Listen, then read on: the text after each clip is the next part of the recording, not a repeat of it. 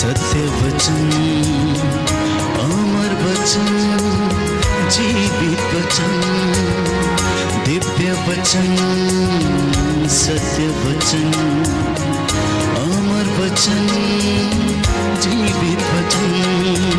साई दा बामा बनी दा बामा बगरे रे सा नी रे सा नी रे सा नी रे सा नी रे सा। दिव्य वचन, सत्य वचन, अमर वचन, जीवित वचन, दिव्य वचन, दिव्य वचन।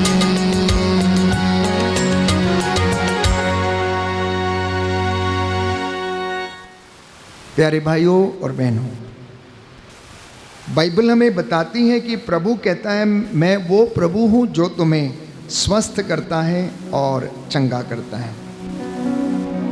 तुम अपने प्रभु ईश्वर की आराधना करोगे और वो तुम्हारे अन्न, जल और भंडारों को आशीर्वाद प्रदान करेगा और बीमारियां तुमसे दूर रखेगा। कहता मैं वो प्रभु हूँ जो तुम्हें चंगा करता है, लेकिन शर्त यह है कि तुम अपने परमेश्वर की आराधना करोगे और वो बीमारियां तुमसे दूर रखेगा और तुम्हारे अन्न, जल, भंडारों को आशीर्वाद देगा। हम आराधना करते हैं, मंदिर जाते हैं, प्रभु के दरबार में जाते हैं, स्तुति करते हैं, लेकिन शायद प्रभु की सेवा करने में हम लोग पीछे रहते हैं। और यही कारण है कि हमारी आटा गूंदने की परात कभी कभी खाली रहती है, अन्न, जल, भंडारों को आशीर्वाद नहीं मिलता है। निर्गमन ग्रंथ अध्याय 23 पद संख्या 25 में ये वचन आज मेरे और आपके लिए है कि तुम अपने प्रभु ईश्वर की सेवा करोगे और वह तुम्हारे अन्न, जल को आशीष देगा।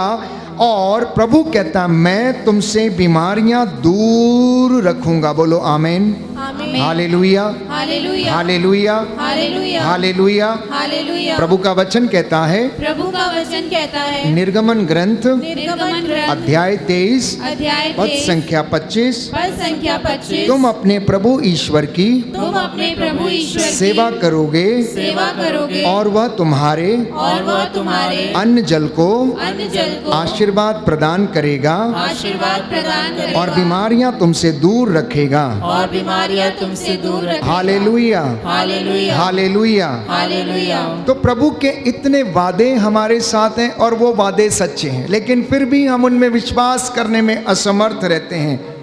आखिर क्यों हमारी जिंदगी अधिकांशतः अशांति में बीतती है?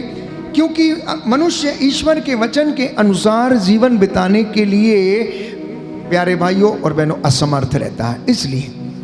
इसलिए शोक गीत में यह लिखा हुआ है, अध्याय 3 पद संख्या 40 में, हम अपने आचरण की जांच करें और परीक्षा करें। कहता है हम अपने आचरण की परीक्षा करें और अपने आचरण की जांच करें और प्रभु की ओर हम मुड़कर आ जाएं, हम उसकी ओर अभिमुख हो जाएं, हम अपने हृदय और हाथ ईश्वर की ओर कर लें। कहता है ईश्वर की ओर कर लें। अक्सर दुनिया में हाथ किसकी ओर रहते हैं? पड़ोसी की ओर, माता पिता की ओर, या किसी बड़े व्यक्ति की ओर कि हमें मिल जाए। बाइबल क्या कहती है? कहता अपने हृदय की परीक्षा करो, जांच करो, जांचो, उसकी ओर लौट कर चले आओ। और जब कहीं सब दरवाजे तुम्हारे बंद हो जाएं तो अपने हाथों को, कहता प्रभु की ओर बढ़ा लो। जिस तरह दासी की आंखें मालकिन के हाथों पर टिकी रहती हैं कि शाम को उसे कुछ मिलेगा, उसी तरीके से भक्त की आंखें भी ईश्वर के हाथों की ओर टिकी रहनी चाहिए। ये शोकगीत आज हमें बताता है। प्यारे भाइयों और बहनों, आपको हन्ना के विषय में मालूम है? सामुएल के पहले ग्रंथ में हम पढ़ते हैं अध्याय 1 पद संख्या 9 में कि हन्ना के कोई संतान नहीं थी और उसकी सौतन उसको आकर चिढ़ाया करती थी। जैसा कि आजकल हम देखते हैं कि घरों में यदि किसी के पास संतान नहीं है तो देवरानियाँ, जठानियाँ, उसकी ननंद और उसके पड़ोसी ना जाने कैसे कैसे ताने मारते हैं और उनको बांझ कहते हैं। ऐसा ही एलिजाबेथ के साथ भी था, ऐसा ही एलिजाबेथ के साथ भी था। एलिजाबेथ जो बांझ कहलाती थी पूरे समाज में, जिसको प्यारे भाइयों और बहनों उन तमाम बातों का सामना करना पड़ता था। और उस वर्ष प्यारे भाइयों और बहनों, सिम्योन नामक व्यक्ति मंदिर में सेवा किया करता था, प्रार्थना किया करता था। जकरियस वहाँ पर था और वो मंदिर की सेवा कर रहा था, तो परमेश्वर ने उसे ब्लेस कर दिया, एलिजाबेथ को संतान दे दी। उसी तरीके से हन्ना प्यारे भाइयों और बहनों, उसका दिल टूट गया था और वो अपने पति और सौतन के साथ मंदिर गई। अकेले परमेश्वर की हजूरी में जाकर उसने घुटना टेक दिया और वहाँ पर क्या करने लगी, रोने लगी, आंसू बहाने लगी। आप में से ना जाने कितने लोग ऐसे हैं जिनका कष्ट इतना बड़ा है कि वो उसे लोगों को बताने में असमर्थ हैं, लेकिन अंदर ही अंदर घुटते रहते हैं, घुटते रहते हैं, घुटते रहते हैं। और जब कभी किसी से बात करने का अवसर आता है तो हृदय का गुबार फूट जाता है और फिर आंसुओं को रोकना मुश्किल होता है। जरा अपने मन को टटोल कर देखिए, अपनी बातों को टटोल कर देखिए। आप में से कई पत्नियां जिनको पतियों का सुख नहीं मिला है, आप में से कई पति जिनको अपनी पत्नियों का सुख नहीं मिला है, उनकी जिंदगी में प्यारे भाइयों और बहनों ऐसे कष्ट, ऐसी भावनाएं, दुख, समस्याएं हैं कि वो किसी के सामने अपना दुख बयां करने के लायक भी नहीं है। कुछ ऐसा ही हन्ना के साथ भी था। उसकी सौतन उसे चिढ़ाया करती थी, पड़ोसी छींटाकसी करते थे, बातें करते थे। और बाइबल कहती है एक दिन वो अपने पति के साथ मंदिर में गई, जबकि वो लोग अलग थे। तो हन्ना जाकर वेदी के सामने घुटना टेकती है और वहाँ पर कुछ बुदबुदाने लगती हैं, मतलब कुछ कुछ बोलने लगती हैं, अपना हृदय प्रभु के सामने खोलने लगती हैं। एली उस वर्ष मंदिर का याजक था और एली की ड्यूटी लगी थी कि एली उस वर्ष मंदिर की सेवा करे। और वो मंदिर में आता है, वेदी के सामने देखता है कि हन्ना कुछ बुदबुदा रही है। तो उसने सोचा शायद ये औरत नशा करके आई है और वो कहने लगा, तुम क्या यूं ही बड़बड़ाए जा रही हो, कब तक यहाँ पर ऐसे बुदबुदाती रहोगी, क्या तुम नशे में हो? और बाइबल कहती है हन्ना ने उससे कहा, नहीं स्वामी, मैं नशे में नहीं हूं, मैं तो ईश्वर के सामने अपना हृदय खोल रही थी। कहती है मैं तो ईश्वर के सामने अपना हृदय खोल रही थी, ईश्वर से बातें कर रही थी। वो प्रभु जो स्वस्थ करता है, वो प्रभु जो चंगा करता है, वो प्रभु जो असंभव को संभव करने वाला, मैं उसके सामने अपना दुखड़ा रो रही थी। और बाइबल कहती है प्यारे भाइयों और बहनों कि उसने अपना हृदय परमेश्वर के सामने खोला। और जब एली ने उसकी इस बात को सुना तो एली ने उससे कहा, शांति में जाओ, इज़राइल के ईश्वर की स्तुति तुमने की है और तुम्हारी प्रार्थना सुनी गई है, कहता है। और उसके बाद हन्ना को सामुएल नामक पुत्र प्यारे भाइयों और बहनों उत्पन्न हुआ। परमेश्वर ऐसे महान कार्य हमारी, मेरी और आपकी जिंदगी में करता है। इसलिए हमें कभी भी प्यारे भाइयों और बहनों ईश्वर की उन शर्तों और उन वादों पर शक नहीं करना चाहिए। बात सिर्फ इतनी है, बाइबल ये कहती है यदि तुम अपने प्रभु ईश्वर की सेवा करोगे तो वो तुम्हारे अन्न, जल और भंडारों को आशीर्वाद देगा और तुम्हारी आटा गूंदने की परात को भी आशीष देगा। हालेलुया, हालेलुया, यीशु की स्तुति हो, यीशु को धन्यवाद, यीशु की आराधना हो, यीशु की महिमा हो, यीशु को धन्यवाद। Hallelujah, hallelujah, hallelujah. अधिकांशतः हमारे दिन प्यारे भाइयों और बहनों दुख में बीतते हैं। अधिकांशतः इंसान के दिन बाइबल कहती है दुख में बीतते हैं। आखिर क्यों? क्योंकि इंसान अपनी ही बातों में फंसता जाता, अपने ही बुने हुए जालों में फंसता जाता है और परमेश्वर की बातों पर ध्यान देने में असमर्थ रहता है। लेकिन परमेश्वर बार बार याद दिलाता है। यदि आप सुक्ति ग्रंथ अध्याय 4 पद संख्या 20 पढ़ेंगे तो वहाँ पर लिखा हुआ है, पुत्र मेरी बातों पर ध्यान दो, कान लगाकर मेरी शिक्षा को सुनो, उसे अपनी आँखों से ओझल मत करो, यह तुम में नवजीवन का संचार करेगी और तुम्हारे शरीर को स्वास्थ्य प्रदान करेगी। जिनको लगता है कि मेरा दुख सबसे भारी है, जिनको लगता है कि मैं कभी चंगा नहीं होऊंगा, जिसको लगता है कि मेरा सब कुछ मिट गया है, जिसको लगता है अब मेरा कुछ नहीं हो सकता है, इस वचन को ध्यान पूर्वक सुनना प्यारे भाइयों और बहनों। और प्रभु के वचन पर कान देना। दाहिना हाथ उठाकर मेरे पीछे दोहराइए, हालेलुया हालेलुया हालेलुया। हालेलुया। सुक्ति ग्रंथ स्तुति ग्रंथ अध्याय 4 अध्याय 4 पद संख्या 20। पद संख्या 20। प्रभु का वचन कहता है, प्रभु का वचन कहता है, पुत्र मेरी बातों पर ध्यान दो, पुत्र मेरी बातों पर ध्यान दो, कान लगाकर मेरी शिक्षा सुनो, कान लगाकर मेरी शिक्षा सुनो, उसे अपनी आंखों से ओझल न होने दो, उसे अपनी आंखों से ओझल न होने दो, उसे अपने हृदय में संजोए रखो, उसे अपने हृदय में संजोए रखो, और यह तुम में और यह तुम में नवजीवन का संचार करेगी नवजीवन का संचार करेगी, और तुम्हारे शरीर को और तुम्हारे शरीर को स्वास्थ्य प्रदान करेगी। स्वास्थ्य प्रदान करेगी। Hallelujah hallelujah hallelujah. हालेलुया। हे प्रभु यीशु, हे प्रभु यीशु, मेरे परिवार को, मेरे परिवार मेरे को, जीवन को मेरे जीवन को आशीष प्रदान कीजिए। आशीष प्रदान कीजिए। Hallelujah hallelujah hallelujah. हालेलुया। तो प्रियजनों, परमेश्वर चंगा करने वाला परमेश्वर, और उसने ऐसा किया। यीशु ने अंधों को आंखें दी, बहरों को कान दिए, गूंगों को वाणी दी, लंगड़ों को पांव दिए, अर्धांग रोगियों को चंगा किया, मुर्दों को जिलाया, 38 वर्ष के रोगी को उसने चंगा किया, कुबड़ी स्त्री को उसने सीधा किया, जलोदर की बीमारी से पीड़ित व्यक्ति को उसने चंगा किया, पाप में पकड़ी गई स्त्री को उसने क्षमा किया।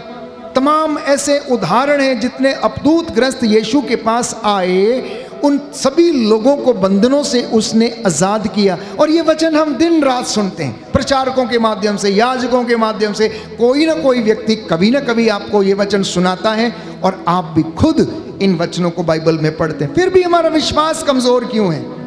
फिर भी हम इन वचनों पर भरोसा क्यों नहीं कर पाते हैं? बाइबल कहती है, जब तक परमेश्वर हमें अपनी ओर आकर्षित ना करे, हम उसकी ओर नहीं जा सकते। संत पौलुस कहता है, जब तक पवित्र आत्मा, प्यारे भाइयों और बहनों, हमें ना समझाए, हम में से कोई भी इन बातों को अंगीकार नहीं कर सकता है। इसलिए यीशु ने कहा कि सबसे पहले तुम आत्मा से परिपूर्ण हो जाना, प्रार्थना किया करो आत्मा से। कितने लोग ये बोलते हैं कि प्रभु मुझे अपने जैसा बनना सिखाइए। अभी आप में से कोई बीमार है तो आप जाएंगे और कहेंगे, प्रभु मुझे चंगा कर दीजिए। आप में से कभी किसी ने ये बोला कि प्रभु मुझे अपने जैसा बनना सिखाइए, मुझे अपने जैसा करना सिखाइए, मुझे अपने जैसा काम करना सिखाइए, मुझे अपने जैसे अपने माता पिता की सेवा करना सिखाइए? कभी किसी ने बोला?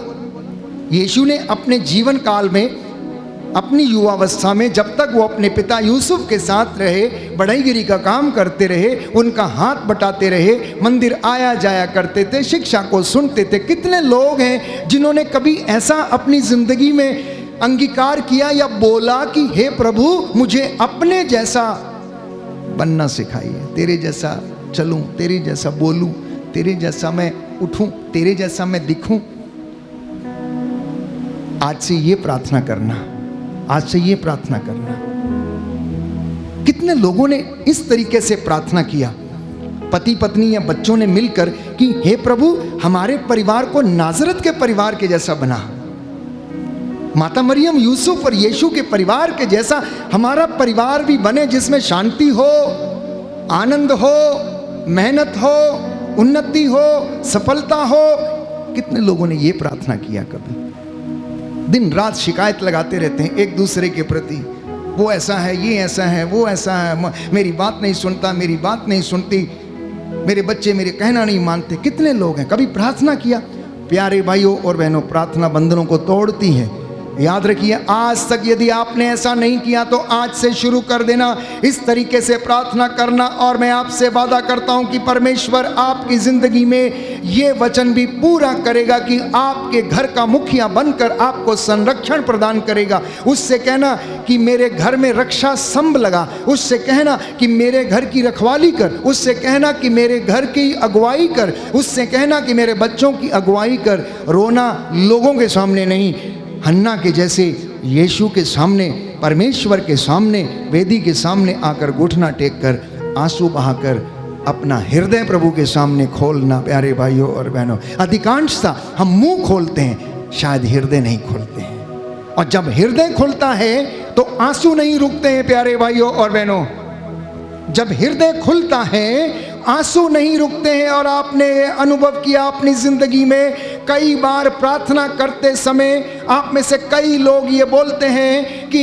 हमारे आंसू नहीं रुक रहे थे, पता नहीं क्यों आंसू आए जा रहे थे, हम रोक नहीं पा रहे थे। उस वक्त वो आत्मा अंतर मन से प्रार्थना कर रहा था प्यारे भाइयों और बहनों, और वो परमेश्वर के सामने हमारे हृदयों को खोलता है। इसलिए बाइबल हमें बताती है, भजन संहिता 89 साम नंबर 89 वर्स 35, मैं अपनी प्रतिज्ञा भंग नहीं करूंगा, अपने मुख से निकला हुआ वचन कभी नहीं बदलूंगा, क्योंकि मैं तुम्हें चंगा करूंगा और तुम्हारे घावों को भर दूंगा। बोलो आमीन, हालेलुया, हालेलुया, हालेलुया, हालेलुया। प्रभु कहते हैं, प्रभु कहते हैं, मैं अपनी प्रतिज्ञा मैं अपनी प्रतिज्ञा भंग नहीं करूंगा, भंग नहीं करूंगा, अपने मुख से निकला हुआ अपने मुख से निकला हुआ वचन नहीं बदलूंगा। वचन नहीं बदलूंगा। यिर्मयाह नबी का ग्रंथ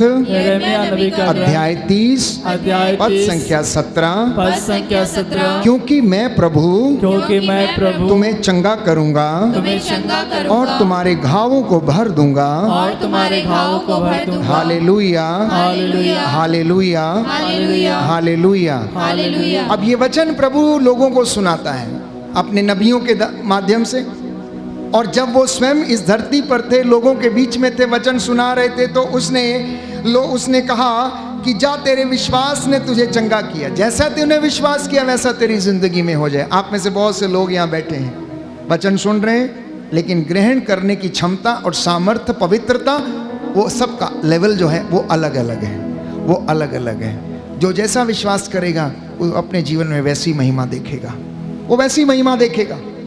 प्रभु ने अर्धांग रोगी से पूछा, क्या तुम चंगे हो जाना चाहते हो? जो 38 वर्ष से वहाँ कुंड के पास पड़ा रहता था, उसने कहा मेरा कोई भी नहीं है, मेरा कोई नहीं है जो मुझे, जब स्वर्गदूत इस कुंड के पानी को हिलाने के लिए आता है तो मुझे उसमें कोई डाल दे। क्योंकि धारणा ये थी कि जब स्वर्गदूत पहली बार उस कुंड में उतरेगा और पानी को हिलाएगा, यदि कोई बीमार व्यक्ति को सबसे पहले उसमें डाल दिया जाता था तो वो स्वस्थ हो जाता था। अर्धांग रोगी जो वहाँ पर इस कुंड के पास पड़ा रहता था, उसके पास अपने आप में ताकत नहीं थी वहाँ पर उतरने की, उससे पहले ही जल्दी से कोई दूसरा उतर जाया करता था। तो यीशु को उस पर दया आ गई और उसने उससे पूछा, क्या तुम चंगे हो जाना चाहते हो? उसने कहा मेरा कोई भी नहीं है, मेरे पानी में उतरने से पहले ही कोई दूसरा उसमें उतर जाता है। और प्रभु को दया आई और उसने उसे चंगा कर दिया। ना जाने कितने सालों से, कितने वर्षों से, 38 वर्षों से वो स्वस्थ होने की राह देख रहा था। आप में से लोग 38 दिन नहीं होते हैं, अगर कोई बीमार पड़ गया 38 दिन बिस्तर के ऊपर पड़ गया तो हाय तौबा होने लगती है, बिल्कुल पूरा घर सिर के ऊपर उठा लेते हैं, लड़ाई झगड़ा, ये हो गया वो हो गया। 38 दिन प्यारे भाइयों और बहनों, मनुष्य की क्षमता नहीं कि अपने दुख को सहन कर सके। और ये व्यक्ति 38 वर्षों से सिलोआम के उस कुंड के पास प्यारे भाइयों और बहनों पड़ा रहता था, ये सोच के कि अब मुझे मौका मिलेगा और मैं उस कुंड में जाऊंगा और मुझे चंगाई मिलेगी। 38 घंटे कोई बीमार हो जाए, बिस्तर पे पड़ जाए तो हाय तौबा मचाने लगता है प्यारे भाई और बहनों। किसी किसी को दुख सहने का सामर्थ्य नहीं, दर्द सहने का सामर्थ्य नहीं, कष्ट सहने का सामर्थ्य नहीं है। 38 वर्ष बहुत लंबा समय है, बहुत लंबा समय है। बात यहां पर यह है कि इन 38 वर्षों में जो उसकी तपस्या थी चंगाई पाने की, प्रभु से वरदान पाने की, उसमें कितनी तीव्रता थी, उस बात को जाहिर किया गया यहां पर, उस बात को जाहिर किया गया। और उस व्यक्ति ने हार नहीं मानी, वो लगातार वहां पर जाया करता था, बैठा करता था। और मैं समझता हूं उसके इसी लगातार कार्यों और निवेदनों और मध्यस्थता को प्रभु ने प्रार्थना को सुना और स्वयं उसके पास आकर उससे पूछा, क्या तुम चंगे हो जाना चाहते हो? हाँ प्रभु, चाहता तो हूँ, लेकिन मेरा कोई है नहीं, मेरे से पहले ही कोई इसमें उतर जाता है। और प्रभु को दया आई और उसने चंगा किया। प्यारे भाइयों और बहनों, अगर आप चाहते हैं कि आपके परिवार में उन्नति के झरने बहते रहें, दया और करुणा के झरने बहते रहें, तो आप प्रार्थना में बने रहना, प्रार्थना की तीव्रता को बढ़ाना, प्रार्थना की एकाग्रता को बढ़ाना, प्रार्थना में आप चाहे आपको अच्छा लगे या ना लगे, परंतु नियमित रूप से आप अपनी वेदी के सामने उपस्थित होकर परमेश्वर का धन्यवाद करना और सारी चीज़ों के लिए, कष्टों के लिए, बीमारियों के लिए, रोगों के लिए, प्यारे भाइयों और बहनों, प्रार्थना करना। क्योंकि प्रभु अपने वादे का पक्का है, वो अपना वादा पूरा करेगा, लेकिन वो हमारे प्यार को, हमारी मध्यस्थता को, हमारी प्रार्थना को देखना चाहता है कि हम कितने प्रभु के सामने उपस्थित होकर प्रार्थना करते हैं। तो परमेश्वर वो परमेश्वर है जो हमें स्वस्थ करता है।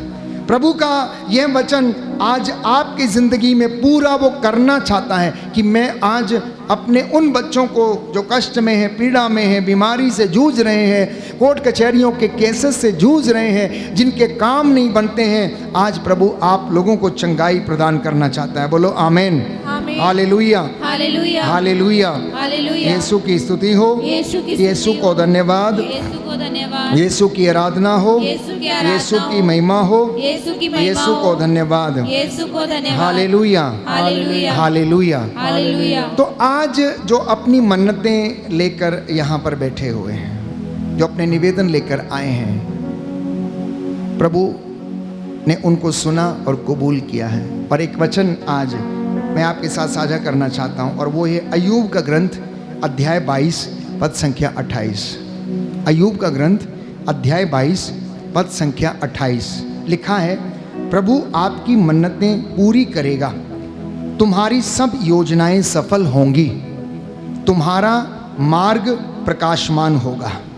ये वचन है। दाहिना हाथ उठाकर मेरे पीछे दोहराइएगा, हालेलुया, हालेलुया, हालेलुया, हालेलुया। प्रभु का वचन कहता है, प्रभु का वचन कहता है, प्रभु आपकी सभी मन्नतें पूरी करेगा, पूरी करेगा, और तुम्हारी सब योजनाएं सफल होंगी, सब योजनाएं सफल होंगी, और तुम्हारा मार्ग प्रशस्त करेगा, और तुम्हारा मार्ग प्रशस्त करेगा, और तुम्हारा रास्ता प्रकाशमान होगा, प्रकाशमान होगा। Hallelujah, hallelujah, hallelujah, hallelujah, hallelujah, hallelujah, hallelujah. Hallelujah. क्योंकि बाइबल कहती है, परमेश्वर वादा करता है कि मैं एक नया काम तेरी जिंदगी में आज से शुरू करने जा रहा हूं, और वो नया काम शुरू हो चुका है।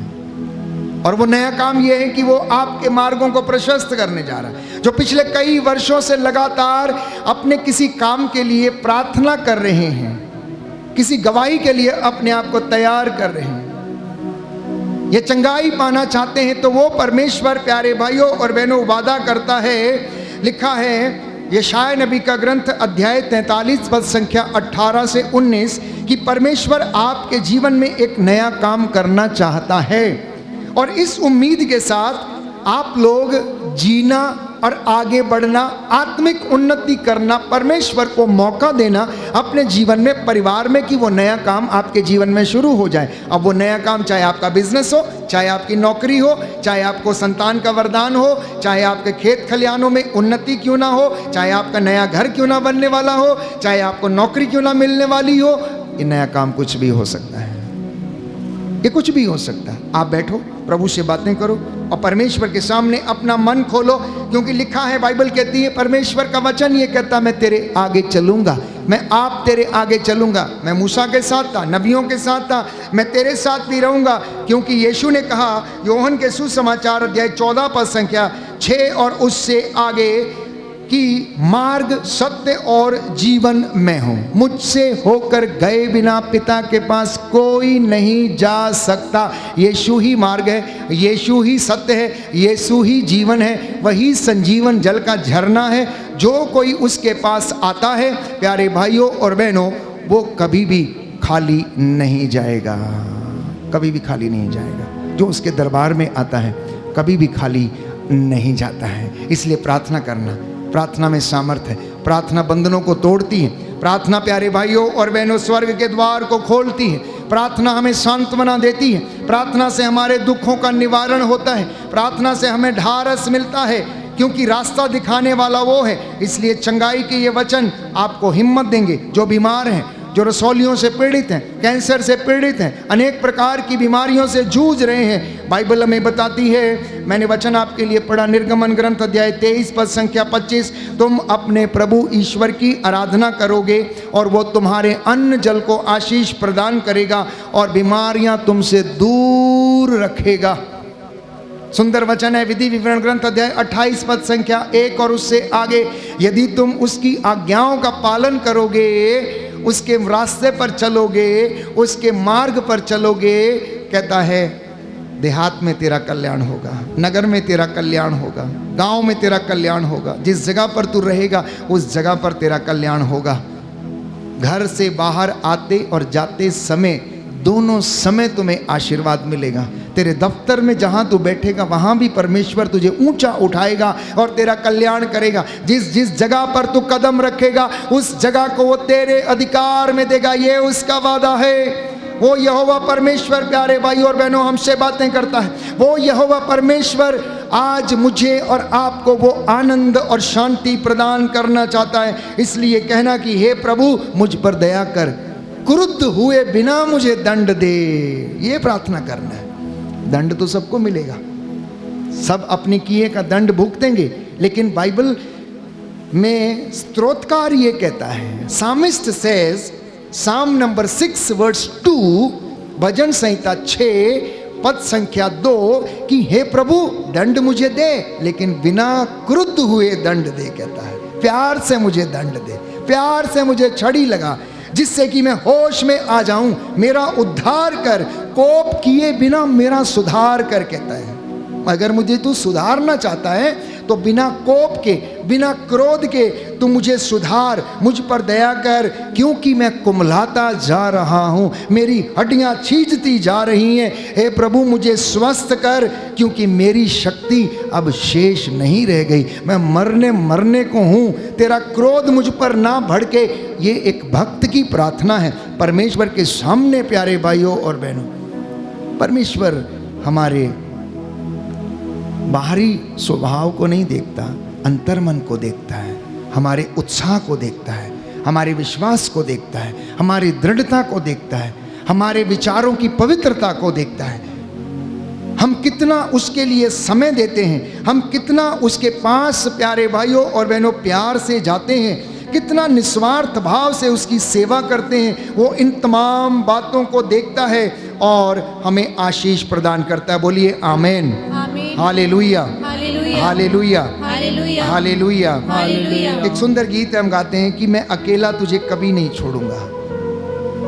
जिनको लगता है कि आप अकेले हैं, कभी कभी कोई लोग रोने लगते हैं, चिल्लाने लगते हैं, मेरा कोई नहीं है, हमें तो घर वालों ने बाहर निकाल दिया, माँ बाप ने भी छोड़ दिया, अब हमारा कोई नहीं है, हम कहाँ जाएं, क्या करें, कैसे करें। उस वक्त बाइबल खोलना, वचन पढ़ना। बाइबल कहती है दुख में ईश्वर के साथ लिपटे रहना, अंत में तुम्हारा कल्याण अवश्य होगा। प्रवक्ता ग्रंथ अध्याय 2 पद संख्या 3 और उससे आगे, कि तुम ईश्वर से लिपटे रहो ताकि अंत में तुम्हारा कल्याण होगा। दुनिया छोड़ दे, प्रभु कहता मैं नहीं छोड़ूंगा। माँ तुझे भुला दे, दूध मुए बच्चे को भुला दे, लेकिन मैं तुझे नहीं भुलाऊंगा। हमारा मन बड़ा कच्चा हो जाता है, हमारा मन बड़ा कच्चा हो जाता है, बड़े उदास हो जाते हैं। ये गाना, ये गीत प्रभु की महिमा के लिए हम गा रहे हैं, ये आपको नई स्फूर्ति प्रदान करे। और उसके बाद मैं आपके साथ वचन साझा करूंगा कि परमेश्वर आपकी लड़ाई वो खुद लड़ेगा। जैसा कि वचन निर्गमन ग्रंथ अध्याय 14 पद संख्या 14 में लिखा है कि वो तेरी लड़ाई आप लड़ेगा, तुझे लड़ने की ज़रूरत नहीं। आप में से बहुत से लोग हैं, अगर मैं आपसे गवाहियाँ पूछूंगा तो आप खड़े होकर ये बोलने को तैयार हैं कि प्रभु के वचनों ने हमारी ज़िंदगी बदल दी है, प्रभु के वचनों ने हमें हमारी ज़िंदगी में क्या से क्या कर दिया, भाग्य पलट दिया, हम जिस चीज़ के लायक नहीं थे वो भी हमें मिल गई है। ये वचन जब आपने सुने, जब आपने उनको धारण किया, तो परमेश्वर ने आपकी ज़िंदगी में वो कार्य किया। आइए इस गीत को हम बयां करेंगे, छोड़ेगा ना छोड़ेगा, अकेला कभी ना छोड़ेगा।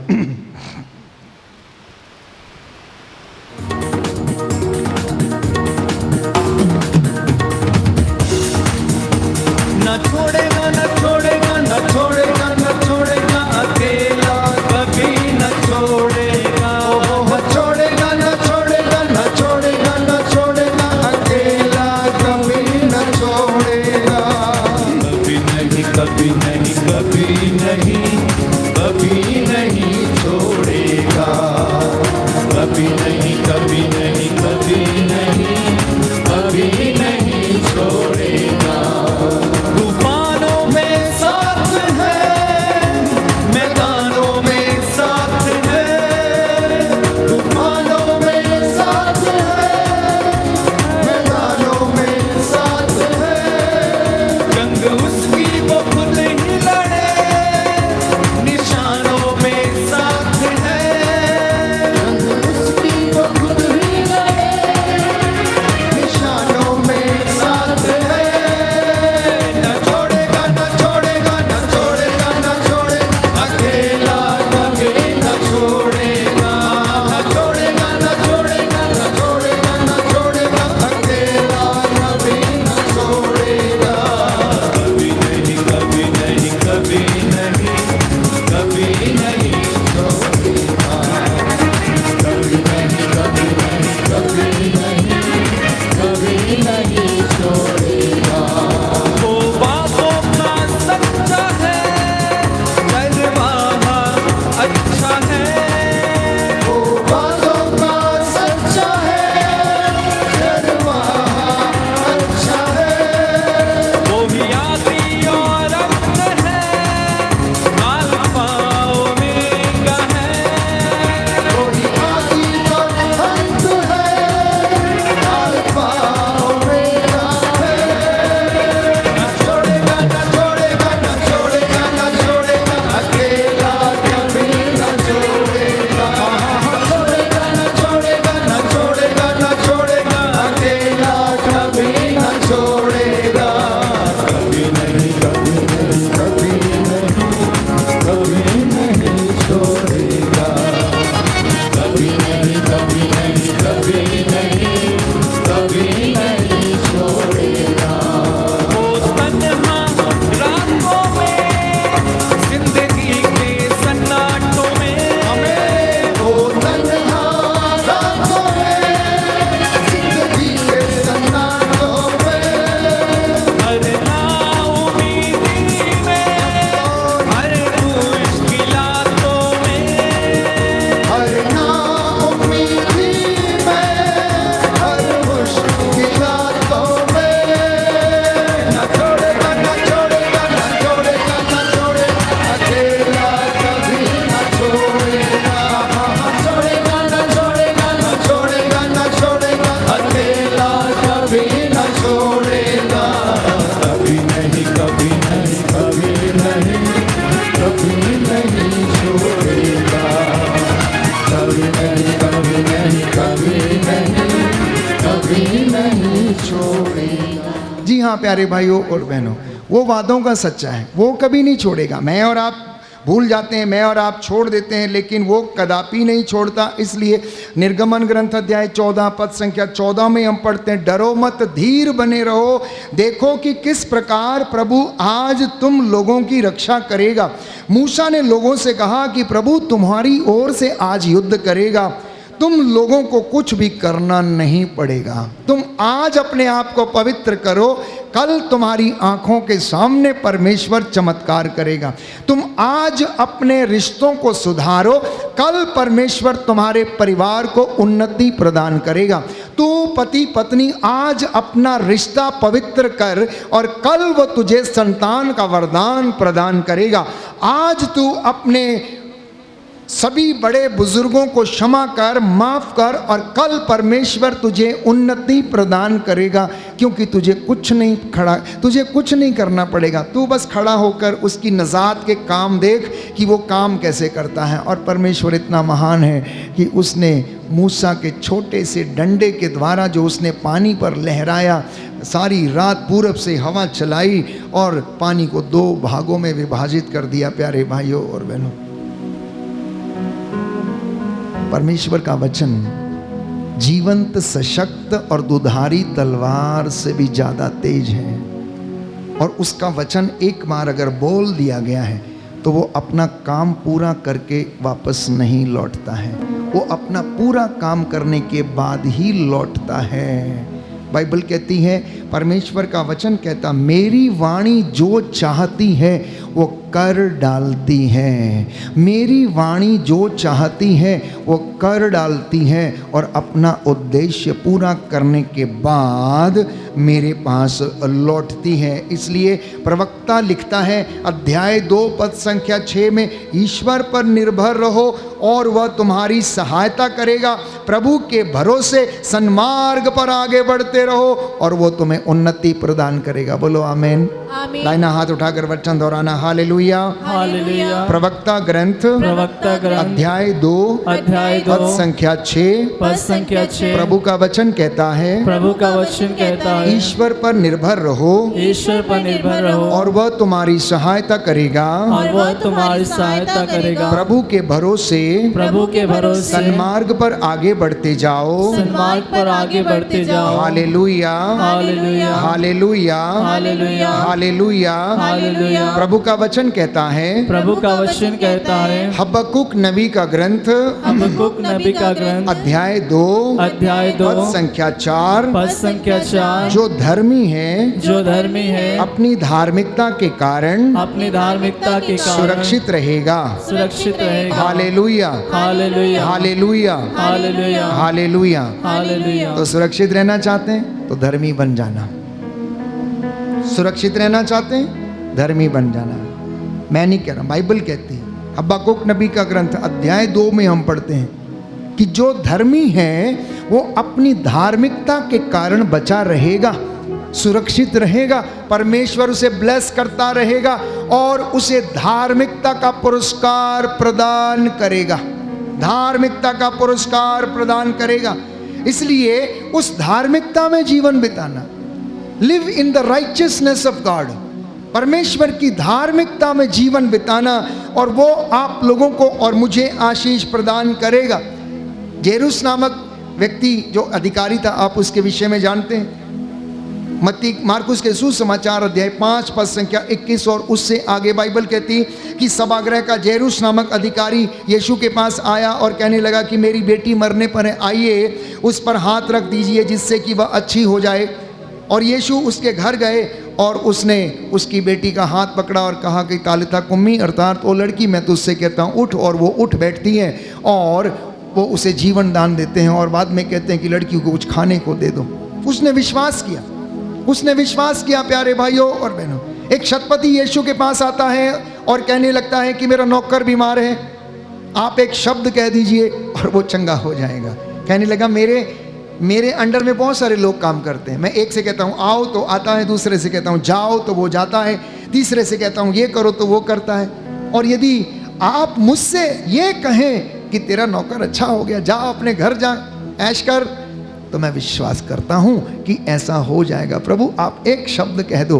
तो परमेश्वर के वचन में वो सामर्थ, उसके वचन में वो ताकत है। प्यारे भाइयों और बहनों, वो ताकत इसलिए है क्योंकि यीशु मसीह जिंदा है, वो जीवितों का परमेश्वर है। बाइबल कहती है योहन के सुसमाचार अध्याय 20 पद संख्या 24 से लेकर 25 तक, थॉमस ने कहा कि मैं जब तक उसके हाथों में जो छेद है उंगलियां ना डाल लूं और उसकी बगल में जो छेद है उसमें अपना हाथ ना डालूं तब तक विश्वास नहीं करूंगा। यीशु ने उससे कहा थॉमस आओ और देखो, आपसे भी यही कह रहा है, आपसे भी यही कह रहा है। एंथोनी आओ और देखो, फ्रांसिस आओ और देखो, कमल आओ और देखो, ये मेरे हाथ हैं, ये मेरे पैर हैं, ये मेरी बगल है, ये मैं वचन तुमको बता रहा हूं। तुम सुनते हुए भी बहरे क्यों हो रहे हो?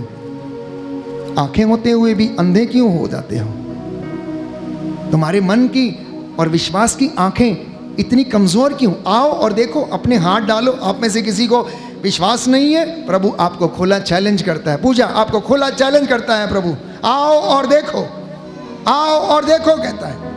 मुझ में विश्वास करोगी तो मेरी महिमा देखोगी, अगर विश्वास नहीं करोगी तो दर दर भटकती रहोगी और तुम्हारा कुछ नहीं होगा। ये परमेश्वर का वचन आज हमें सिखाता है।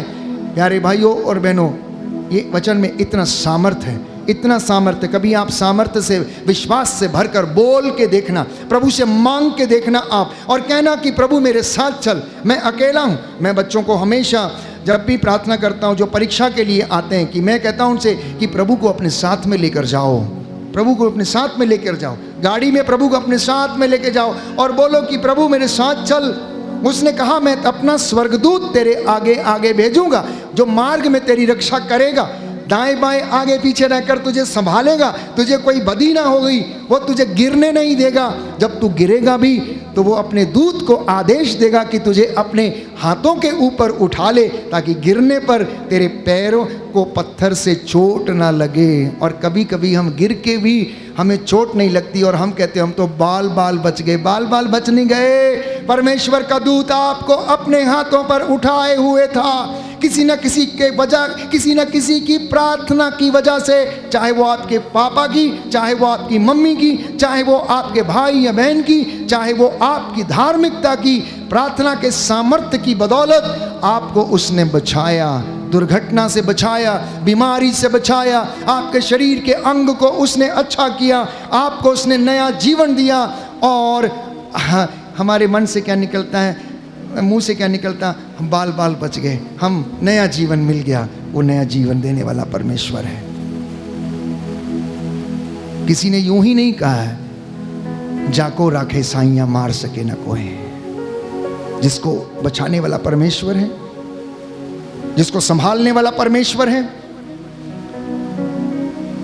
जो अपने दूतों को आदेश देने वाला परमेश्वर है। प्यारे भाइयों और बहनों, उसके दूत उसको संभालते, उसकी रक्षा करते हैं और उसे वो नया जीवन प्रदान करते हैं। ये वचन है, इसलिए थॉमस से उसने, यीशु ने कहा थॉमस तुम अविश्वासी क्यों बनते हो? इतना समय तुम मेरे साथ थे, चमत्कारों को देखा तुमने मेरे साथ उठते बैठते, खाया पिया, चले, मुर्दों को जिंदे होते हुए देखा, और तुम ये कैसी बात करते हो कि तुम मेरे हाथों में जब तक कीलों की जगह पर उंगलियां नहीं डाल लोगे विश्वास नहीं करोगे। आओ, अगर ऐसी बात है तो आओ, ये मेरी बगल है, ये मेरे हाथ हैं, डालो, देखो, चेक करो, परख कर देखो, कहता है। और विश्वासी बनो, अविश्वासी नहीं।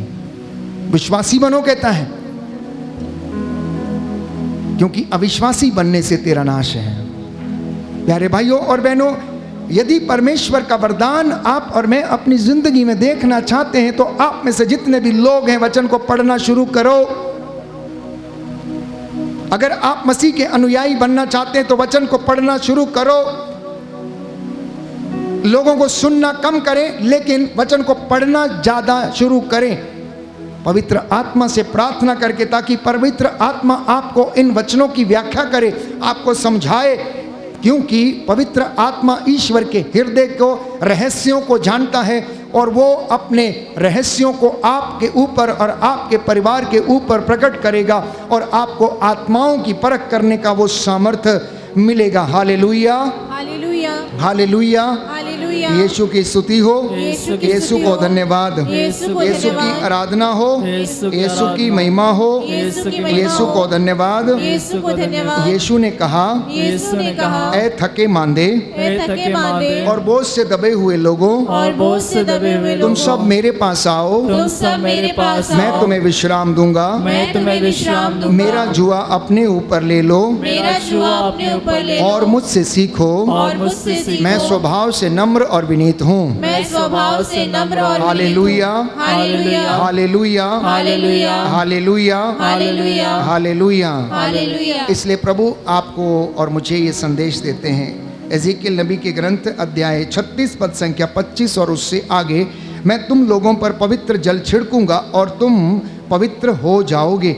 मैं तुम लोगों को तुम्हारी सारी अपवित्रता से और तुम्हारी सब देवमूर्तियों के दूषण से शुद्ध कर दूंगा। मैं तुम लोगों को एक नया हृदय दूंगा और तुम में एक नया आत्मा रख दूंगा। मैं तुम्हारे शरीर से पत्थर का हृदय निकालकर तुम लोगों को रक्त मांस का हृदय प्रदान करूंगा। मैं तुम लोगों में अपना आत्मा रख दूंगा, जिससे कि तुम मेरी संहिता पर चलोगे और ईमानदारी से मेरी आज्ञाओं का पालन करोगे। तो परमेश्वर की संहिता पर चलना, प्यारे भाइयों और बहनों, आत्मा की अगुवाई हमारी ज़िंदगी में होना अनिवार्य है। अगर आप पवित्र वचन के अनुसार जीना चाहते हैं तो प्रार्थना करें कि परमेश्वर हम में अपनी आत्मा का संचार करे और हम सूखी हड्डियों में फिर से जान आ जाए।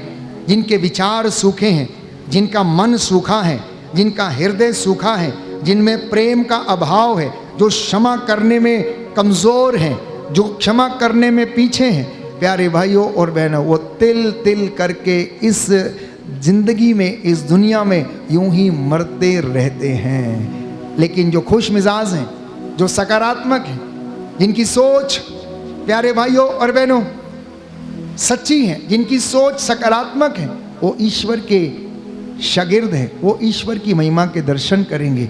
इसलिए संत पौलुस कहता है फिलिपियों को लिखते हुए कि ईश्वर में आप सदा आनंदित रहें। मैं फिर कहता हूँ कि तुम ईश्वर में सदा आनंदित रहो। आइए हम प्रार्थना करें। ये चंगाई की प्रार्थना का समय, अपनी आंखों को बंद रखें। वचन आपने सुना है, एक एक वचन प्यारे भाइयों और बहनों 100 आने खरा और सच्चा है, और ये वादे आज आपकी ज़िंदगी में पूरे होंगे। डर मत, ढारस रख, मैं तेरा परमेश्वर तुझे स्वास्थ्य प्रदान करूंगा, मैं तेरी सारी ज़रूरतों में मैं तेरे साथ रहूंगा। तू बस चुपचाप खड़ा होकर मेरी नजात के काम देख। मूसा कहता है लोगों से, प्यारे भाइयों और बहनों, कि तुम चुपचाप खड़े होकर परमेश्वर की महिमा के काम देखो, तुम्हें कुछ करने की आवश्यकता नहीं। योशुआ कहता है तुम आज अपने आप को पवित्र करो, कल प्रभु तुम्हारी आंखों के सामने चमत्कार करेगा। बोलिए amen, amen, hallelujah, hallelujah, hallelujah, hallelujah, hallelujah. Hallelujah. हे प्रभु यीशु, हे प्रभु यीशु, मेरे जीवन में, मेरे जीवन मेरे में, परिवार में मेरे परिवार में आ जाइए, आ जाइए, आशीष प्रदान कीजिए। आशीष प्रदान कीजिए। Hallelujah, hallelujah. मैं आपकी आराधना करता हूँ, मैं आपकी आराधना करता आपकी हूँ, महिमा गाता हूँ, आपकी महिमा गाता जय हूँ, जयकार करता हूँ। जय जयकार करता हूँ। Hallelujah, hallelujah, hallelujah, hallelujah, hallelujah. Hallelujah. हे प्रभु यीशु, हे प्रभु यीशु, आज का ये वचन आज का ये वचन मेरे लिए है, मेरे लिए मेरे है, परिवार के लिए है। मेरे परिवार के मैं लिए वादा है। करता हूँ मैं वादा करता आपकी हूँ, सेवा करूँगा, आपकी सेवा अपने करूँगा, परिवार के साथ मिलकर अपने परिवार के साथ मिलकर आपकी महिमा के गीत गाऊंगा। आपकी महिमा के गीत गाऊंगा। हे प्रभु यीशु, हे प्रभु यीशु, मुझे क्षमा कीजिए मुझे क्षमा कीजिए उन बातों के लिए उन बातों के जो लिए जाने अनजाने में जो जाने अनजाने में मेरे परिवार से, मेरे परिवार से, मेरे जीवन के द्वारा मेरे जीवन के द्वारा घटित हो गई हैं। घटित हो गई है। Hallelujah, hallelujah, hallelujah, hallelujah. हे प्रभु यीशु, हे प्रभु यीशु, मैं हर बुराई से मैं हर बुराई से दूर रहूंगा, दूर रहूंगा। मुझे आशीर्वाद दीजिए। मुझे आशीर्वाद दीजिए। Hallelujah, hallelujah, hallelujah, hallelujah, hallelujah, hallelujah, hallelujah. Hallelujah. प्रभु की महिमा करें। अमृत वाणी तेरी, अमृत वाणी तेरी, वास्तव में प्रभु की वाणी अमृत है। वो जीवन प्रदान करती है, वो टूटे हुओं को ढारस बंधाती है, जो कमज़ोर हैं उन्हें आशीर्वाद देती हैं। प्यारे भाई और बहनों, जितने भी लोग अपनी मन्नतें लेकर प्रभु के दरबार में आए हैं और इस वेदी के सामने नतमस्तक हैं, प्रार्थना करना, अपनी सारी ज़रूरतों को एकाग्र होकर, एक मन होकर प्रार्थना करना। आपका एक भी आंसू व्यर्थ नहीं जाएगा, आपकी एक भी प्रार्थना व्यर्थ नहीं जाएगी। परमेश्वर सबकी प्रार्थना को सुनता और कबूल करता। बाइबल कहती है दरिद्र की प्रार्थना बादलों को चीरते हुए ईश्वर के कानों तक पहुंचती है और वो उसकी प्रार्थना को सुनता और उसका उत्तर देता है। इसलिए बाइबल कहती है यिर्मयाह नबी के ग्रंथ में, जब तुम मुझे पुकारोगे मैं तुम्हारी पुकार सुनूंगा और मैं तुम्हारा भाग्य पलट दूंगा, तुम्हारा भाग्य पलट दूंगा। प्रार्थना कर।